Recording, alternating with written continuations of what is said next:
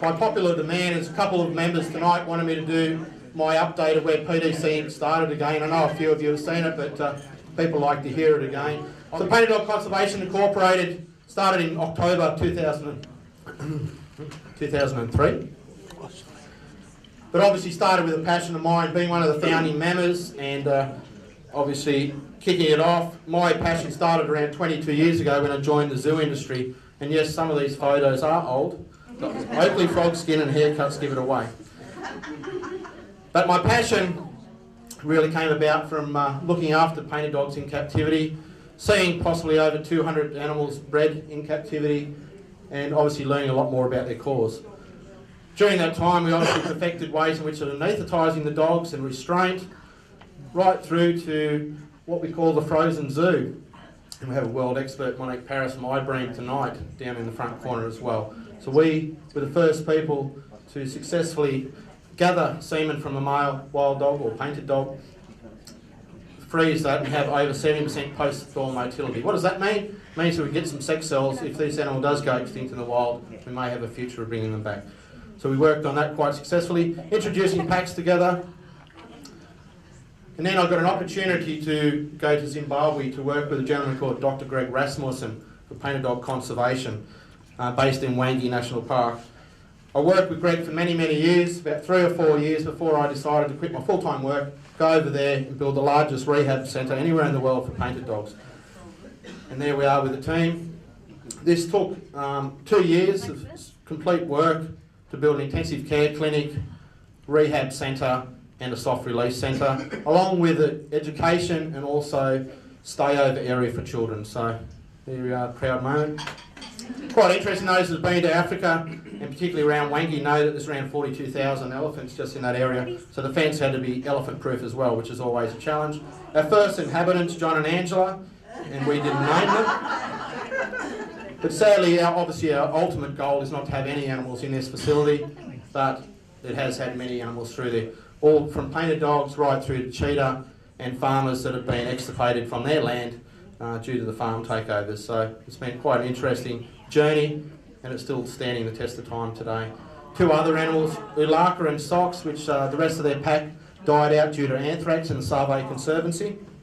We raised them through to adulthood and introduced them to other packs and put them back in the wild. We also rescued leopards that were caught in felt fires, and we introduced those back through a sanctuary. Obviously I was able to train some of the keepers in the area due to my zoo experience. Sadly, just to give you an indication, the gentleman in the middle, Xmas or Christmas and Polfu, is the only one of those 3 alive. The other 2 have died of AIDS. So we do have quite a high turnover, and anyone that's worked in Africa knows exactly what I'm talking about.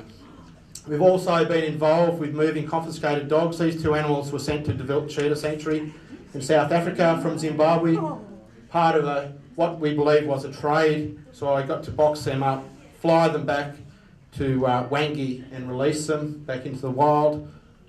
And if anyone sat in a small plane like that with 2 painted dogs pooing in boxes, you know what I mean.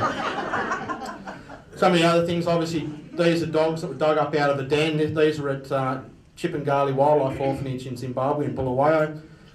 And Pete Wood here, one of our committee members, also in the photo. We actually moved those animals back to Wangi, got them settled into the area and acclimatised, and did the world first of reintroducing dogs which were captive raised in Zimbabwe back onto an island. And why we chose an island is the fact that there was plenty of prey species. We monitored the dogs. If we needed to top up their food, we could. And then we took them off the island about 6 months later, and they successfully reintegrated into the wild. So world first there. And there we are, coming off the island with the dogs in the background. We've also lent our hands to hyena research, particularly in the Wangi area. And that's Jealous, our tracker, good friend. Obviously we've also been involved with anti-poaching. We'll speak more about where we're putting our focus now in Zambia. But over the years we've done a lot of anti-poaching in Zimbabwe and supported that through funds from nights like tonight. And sadly, the people at the end of the chain usually trying to obviously support their families or get a little bit of money through bushmeat trade. Sadly, because poaching is so rife and the socio-economic and political climate is so bad in Zimbabwe and most southern African countries, Snaring and poaching is the plague of Africa, and we've had to pick up the pieces a few times, and this is probably the worst one we've ever seen. And it had 2 snares around its neck. One had been on so long that the knot of the wire had grown through the trachea and left a huge hole, so anything that it ate or ingested, even water, came out through the throat.